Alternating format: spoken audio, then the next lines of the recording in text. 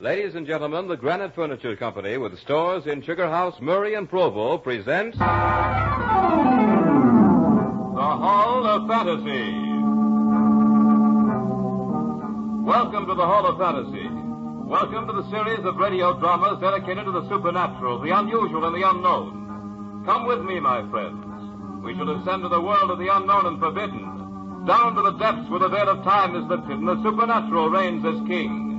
Come with me and listen to the tale of The Judge's House. The Granite Furniture Company brings you the Hall of Fantasy.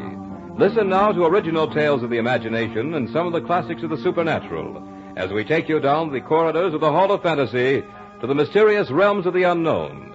These are stories of eerie and fantastic thrills brought to you by your friends at the Granite Furniture Stores.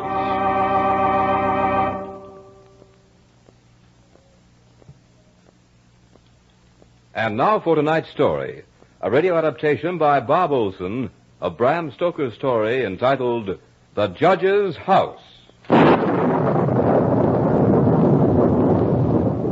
Justice. Peace. How can we be certain of either when hatred burns unchecked, even beyond the grave? I am Malcolm Lane. This is my story. I want to tell it to you while there is still time. I watched them carry the parcels into the judge's house. Mrs. Whittam, whom I had engaged as my housekeeper for the next 3 months, was directing the activity. She was an amusing little character. I had to promise that she wouldn't have to stay in the house after it began to get dark. The upholsterer's man was coming up the pathway with a cart and a new bed. Mrs. Whittam had insisted on this one new piece of furniture because, as she put it... A bed that just hasn't been aired for 50 years is not fit for young bodies to lie on. And she was right, of course. But my head was too full of plans for study to worry about such details as my living quarters. As for the tales about the harsh old judge whose house this had once been, I had only a mild enthusiasm. He must have been quite a character, though, to make an entire village fear him and his house, even 50 years after his death. Mrs. Whittam was positive there was something about the old place, though she nor anyone else quite knew what it was. The consensus of opinion, however, was that they would not take all the money in Drinwater's bank to spend an hour here alone.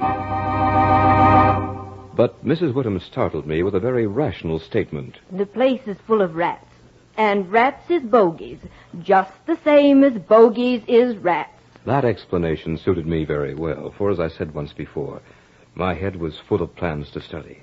Examinations were coming up soon, and I had paid 3 months' rent on this old house, so that I would be assured of peace and quiet while I prepared for them. The only mysteries I'm interested in, Mrs. Whittam, are those of harmonical progression and elliptical functions. They're mystery enough for me. Not that you won't find company here, Mr. Lane. I've already cleaned all of 50 years of dust from everything. Oh, but that waistcoat in this room must be hundreds of years old. And you'll find creaky doors aplenty, and loose flats all over, ready to flap in the wind. And bureau drawers that stick and then fall down in the middle of the night. And don't forget the rats. No, Mr. Lane. Don't forget the rats. The workmen were all gone, and but for the busy little figure of the housekeeper, I was alone. It was for this that I'd taken the tiresome ride to Benchurch, a remote little town that had all the attractions of a desert. It was drawing close to evening as Mrs. Whittam was unpacking the last hamper, and I could see that she was beginning to cast worried glances about as the shadows began to creep into the corners of this huge dining room I'd chosen for my living quarters. Oh, you may go now, Mrs. Whittam. It's getting dark in here, and I'm sure you're anxious to get home. You've done well with this old room. I shall reward you with complete possession of this house for the last 2 months of my tenancy. 3 or 4 weeks will be all I'll need, and I'd hate to see that rent money go to waste. Thank you kindly, sir, but I wouldn't stay here I know, for all the money in Drinkwater's bank. I'm really grateful, for I do want to be alone. And if you were not so opposed to it, I might be tempted to accept your company. Ah, you young gentlemen. You fear nothing, and I'm certain you'll get all the solitude you need here. Good night, sir. You'll find your supper beneath the cloth. Good night, Mrs. Whittam. Oh, yes, this was comfort. After I'd finished my supper, I cleared the great oak table and got my books out. Then when I'd put fresh wood in the fire and trimmed the lamp, I sat down to a spell of hard work. I hardly looked up from my books until nearly 11 o'clock, at which time I threw some more wood in the fire and indulged in one of my most deeply ingrained habits, that of tea drinking. I thoroughly enjoyed tea and drank it this night with a sense of real enjoyment. Soon the new wood I had thrown on the fire began to crackle, and the new flame threw quaint shadows about the great old room. And as I sat there sipping my tea, I reveled in a complete sense of isolation. Then, for the first time, I noticed the noise of the rats. Strange, I hadn't heard them before. Maybe they're just getting used to me.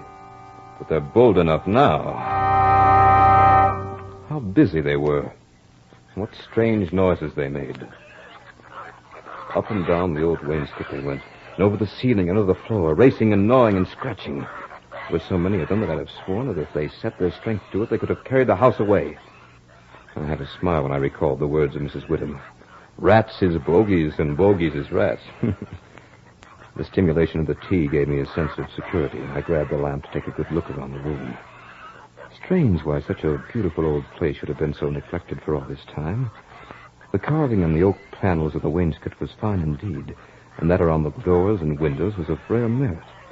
I saw some old pictures on the wall next to the fireplace, but they were coated so thick with dust that I couldn't distinguish any of their details, even though I did hold the lamp high above my head. Now and then I would get a quick start as the light fell upon the old walls and disclosed the glittering eyes of a rat as he would stick his face out of a hole or a crack. In an instant, it would disappear with a squeak and a scamper. Another object that struck me as odd was the rope of a great alarm bell that hung in the corner of the room on the right-hand side of the fireplace. After my inspection tour, I sat in a high-backed chair that was near the fireplace and sipped from another cup of tea. For a while, I thought the noise of the rats would drive me to distraction, but that eased off and I became accustomed to it, the same as a person gets used to the roar of water when he camps beside a stream. Soon I was so engrossed in a mathematical problem that I forgot everything else in the world. But since the solution to the problem came stubbornly, I looked up and was surprised to see that the fire had fallen to a dull red glow. There was a sudden quiet, the strange hush that comes in the hour before dawn. I became aware for the first time the noise of the rats had ceased. When it had happened, I couldn't remember. But something instinctive told me that it had been in the last few moments, and that it had been sudden. I looked up, and what I saw was a most amazing thing. For there on the high-backed chair sat an enormous rat, staring at me through deadly, malignant eyes. I tried to frighten it away, but it didn't stir. I made a motion as if to throw something at it. But it only bared its teeth angrily, and its cruel eyes shone all the more bright. I'd grabbed the poker from the hearth and was going to kill the creature. But before I could reach it, that enormous rat jumped to the floor, and with a squeak that sounded like a consummate hit of the whole world, scampered up the rope of the alarm bell and disappeared in the darkness. Then, as if by a signal, the noise of the other rats started all over again. By this time, I gave up working my problem and bartered it for some much-needed sleep. It was Mrs. Whittam who woke me as she came in to make up the room. You're much paler this morning, Mr. Lane. I am? You shouldn't stay up so late with your work. It isn't good for you. But tell me, how did you spend the night? I was certainly glad to see you. Alive? Oh, yes, that was quite all right, Mrs. Whittam. The something didn't worry me too much. But the rats certainly held themselves a camp meeting. There was one that sat up in that chair by the fireplace and wouldn't go away until I chased him with a poker. It was the biggest old devil I've ever seen. Old devil? Maybe it was the old devil. I only meant Never that... you mind, sir. Many a true word is spoken in jest. Well, pardon me, Mrs. Whittam. I didn't mean to be rude. But the thought of the old devil himself sitting in that chair last night struck me as being rather funny. And it's a good thing you can laugh. But all the same, if I were to spend the night here tonight, oh, heaven forbid, I'd make sure I was ready for him. That night, the rats put on an earlier show, for their scamperings began almost as soon as I'd finished with my supper. The cursed creatures seemed to get on my nerves, and I sat there and puffed my pipe. While they squealed and scratched and gnawed. They seemed to grow bolder by the minute. By now they were coming to the chinks and cracks in the wall until their eyes shone like miniature lamps when the firelight struck them. They'd even make bold sallies under the floor, and I'd have to frighten them away by pounding on the table with my fist. That was how I passed the early part of that night. Despite it, I became more and more engrossed in my studies. And then, a strange sensation coursed through me. For there it was again. Instinctively, I grabbed the handiest object I could find, a book, and flung it at the baleful little beast. But the book was too hastily aimed, and the huge rat didn't stir. So once again, I went into the poker routine. And once again, it put up the rope of the alarm bell. I tried to follow its flight more closely this time, but before I could see where it went, it had been swallowed up in the shadows. And just as it had happened last night, as soon as the big rat had gone, the others resumed their activity. I looked at my watch and found that it was very close to midnight. I had built up the fire and brewed myself a pot of tea. I tried to get back to my work, but I suddenly became curious to know where the rat had disappeared to. For I was certain that tomorrow I would most likely get myself a rat trap. I gathered all my books about me and put them in a handy position for throwing. Then I took the rope of the alarm bell and placed the end of it upon the table underneath the lamp, where there would be plenty of light on it. As I picked up the rope, I was amazed how pliable and strong it was. Ideal, I thought, for hanging a man. Soon my preparations were complete. Now, this time, my friend, I intend to learn more about you. Once again, I was hard at my work, and the noise of the rats was forgotten. But just as suddenly as before, I was aroused by that same sense of startling silence. I was conscious of a slight movement in the rope at my elbow. Without stirring, I checked to see if my pile of books was at easy reach. It was. I cast my glance up the rope just in time to see the huge rat drop from it to the back of the high oak chair. I grabbed a book and hurled it. With amazing agility, the rat sprang aside and dodged it. I threw a second and a third, but each time it managed to dodge my battery. It was almost funny, almost. Finally, when I was down to the last book, I took careful aim, and as I did this, the rat squeaked and seemed afraid. I let the book fly. It struck the rat with a resounding thud. It gave out a shrill, terrified shriek, and running up the back of the chair, made a desperate leap, and with the speed of a bolt of lightning ran up the bell rope. The lamp rocked with a strain, but it didn't topple. Then I saw the rat leap to a molding and disappear through the hole in one of the big pictures that hung on the wall.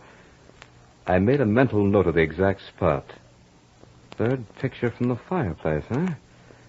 I'll remember that and have Mrs. Whittem scrub it clean the first thing tomorrow morning.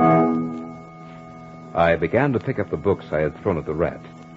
As I did so, I took a good look at their titles. Conic sections. Mr. Rat doesn't seem to mind that. Neither did this one on cycloidal oscillations. And this one on thermodynamics he dodged very neatly. Oh. Here's the book that got him. As I looked at the title of the book that had finally hit the huge rat, I could feel a pallor spread across my face. For the title of that book was The Holy Bible.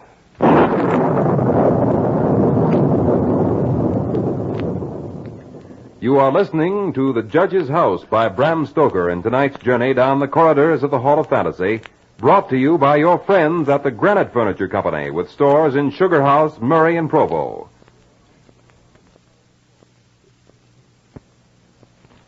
And now back to the story by Bram Stoker entitled The Judge's House.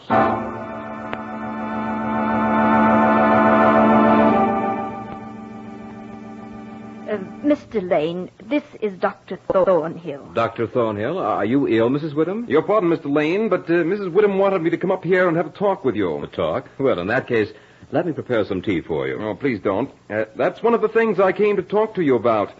Mrs. Whittem thinks you drink more strong tea than is good for you. She tells me also that you put in quite long hours at your studies. Mrs. Whittem, I engaged you as a housekeeper, not as a guardian. Oh, please, Mr. Lane, I didn't As a matter of fact, Lane, she didn't mean to have me talk to you at all. That was my idea. I see. Well, now that you're here, what do you want me to do? Leave this house. Well, even if I could see the reason for it, I doubt if I would. But as for the tea and late hours, I might be able to give them up. Would it make you feel any better, Mrs. Whittam, if I promised not to study after 1 o'clock tonight? Yes, if you promise. Then I promise. I advise you, not as a total stranger to your problem, Mr. Lane. I was a student once myself, you know. Of course. Shall we shake on it, Doctor? Fine. Now, if you will, I wish you'd tell me what you've noticed in this house. Well, it's just as I've told Mrs. Whittam. I'd be working late, and I'd suddenly be... And when I looked to see which book it was that had struck the rat, the devil, as Mrs. Whittam calls it, I was amazed to find that it was the Holy Bible. There now. Please, Mrs. Whittam, you're not hurt. Now, Mr. Lane, you say the rat always went up the rope of that alarm bell? Always. I suppose you know what that rope is? No, why? It's the very rope the hangman used to execute the victims of the judge's hatred. Oh, no. Now, Mrs. Whittam, there's no reason to get upset about this, really. Doctor, you shouldn't put such horrible thoughts in poor Mr. Lane's mind. He has enough to unseat him already. I did it for a definite purpose. Mr. Lane, I want you to fix your attention on that rope.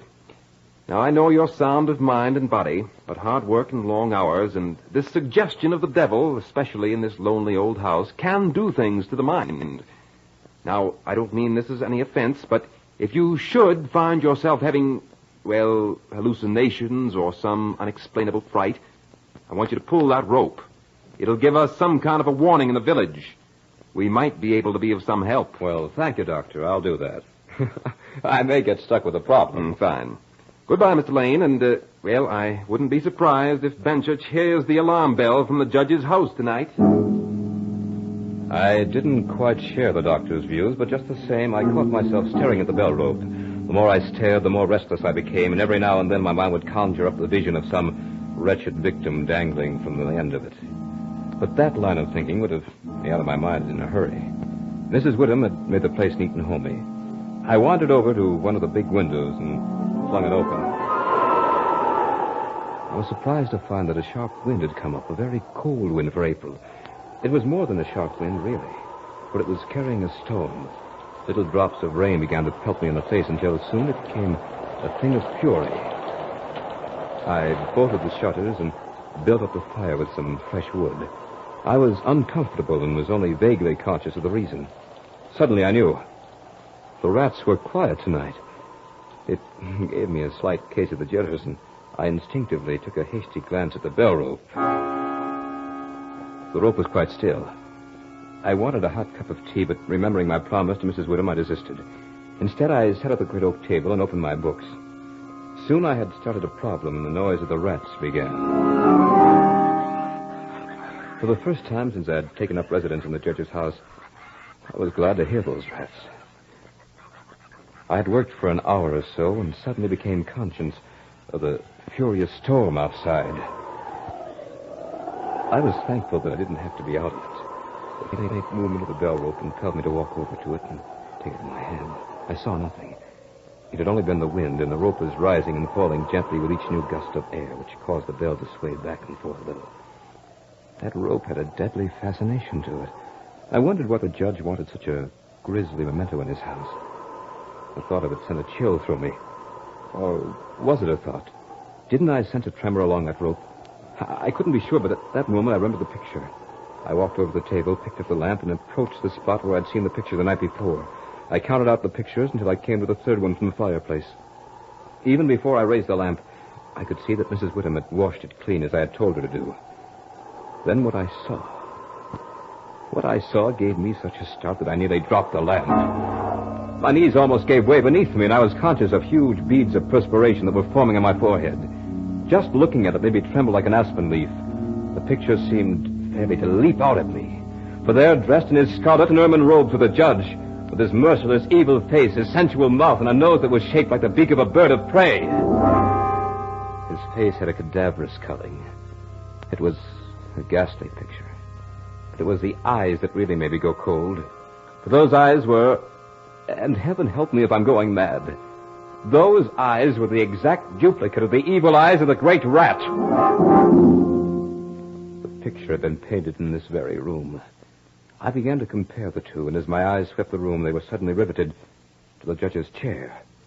For there, with a rope hanging behind it, sat the huge rat with the judge's eyes.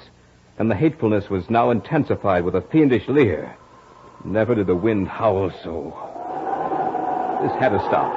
I wanted some tea, but I didn't take any. The doctor had been quite right. The nerves must have been getting drawn pretty taut.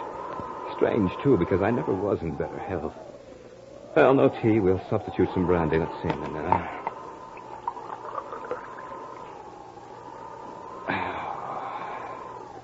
I had a stiff glass of the brandy and went back to work.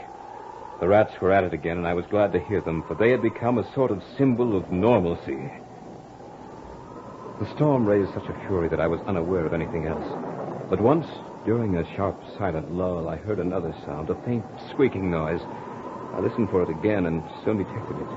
It was coming from the corner of the room where the bell rope hung. At first, I thought it was just the motion of the rope in the storm, but I looked up and saw something in the dim light that made me all the more positive that I was going mad. For there was the great rat, clinging to the rope and gnawing at it. I could see the lighter coloring where the bare strands were exposed. Just then, the rat finished the job, and the rope fell to the floor with a thud. For a moment, the huge rat just hung there like a tassel. It was then that I realized what had happened. My only contact with the village was now gone. I don't know why, but I rushed to the lamp on the table, snatched off the shade, and ran over to the picture of the judge. A chill of horror went through me.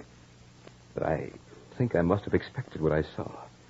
It seemed more like a confirmation than a shock. For there in the center of the picture was a great patch of brown canvas, as clean and as fresh as the day it had been drawn over the frame. And where the portrait of the judge himself had been, there was nothing. I heard a sound behind me. When I turned around, I really got the palsy. I suddenly became incapable of movement. I could hardly think. I had been prepared to see most anything, but what was there? For there in the judge's high-backed chair, with his black cap in his hand, his ermine robes fixed about him with a smile of triumph twisting his cruel mouth, was the judge himself. As the clock struck the hour, it seemed to beat the blood right out of my heart. At the 12th stroke, the judge placed the black cap on his head and walked deliberately over to the place where the piece of bell rope lay in a heap on the floor. He picked it up and drew it through his hands as one would a valuable fur pelt.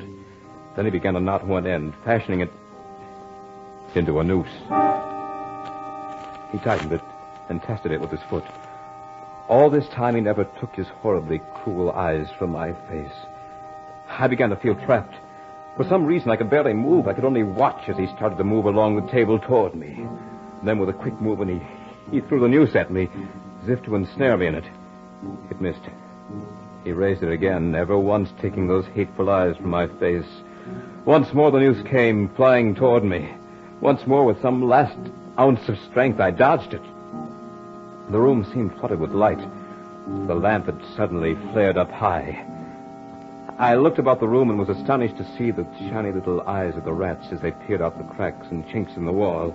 I looked up at the bell rope, my lost and last hope of warning the village. It was covered with the little fellows. Funny thing, but those rats were the only thing that gave me even the slightest sense of comfort. For as the rats clambered along the bell rope, the bell itself began to sway, and I heard a tiny sound, yes, very tiny, as the clapper touched the bell itself.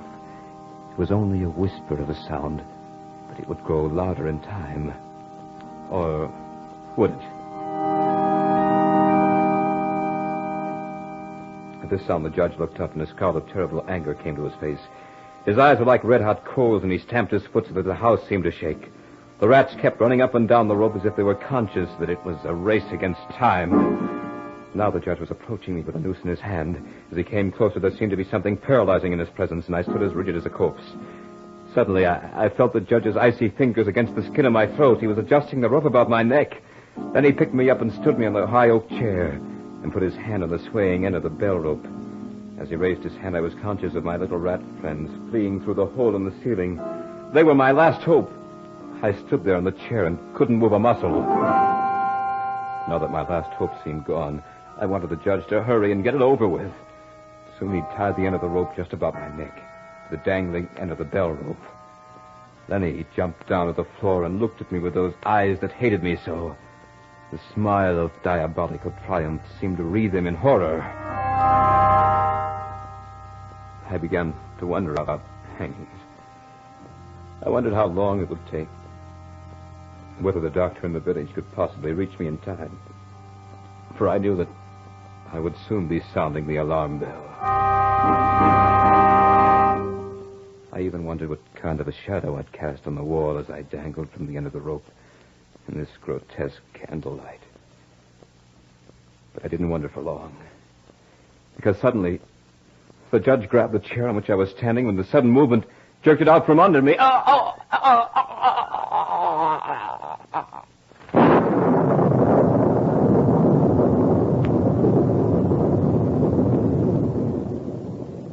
So runs the tale of The Judge's House.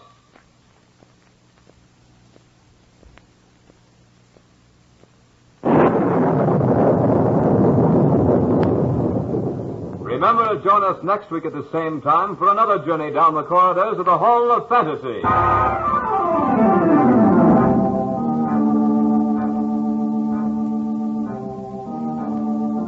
Tonight's program was adapted from the story by Bram Stoker entitled The Judge's House.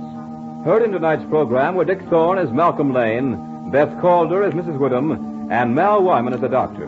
Musical background was provided by Earl Donaldson. The technical supervisor was Nephi Sorensen. This program was written by Bob Olson and produced and directed by Richard Thorne.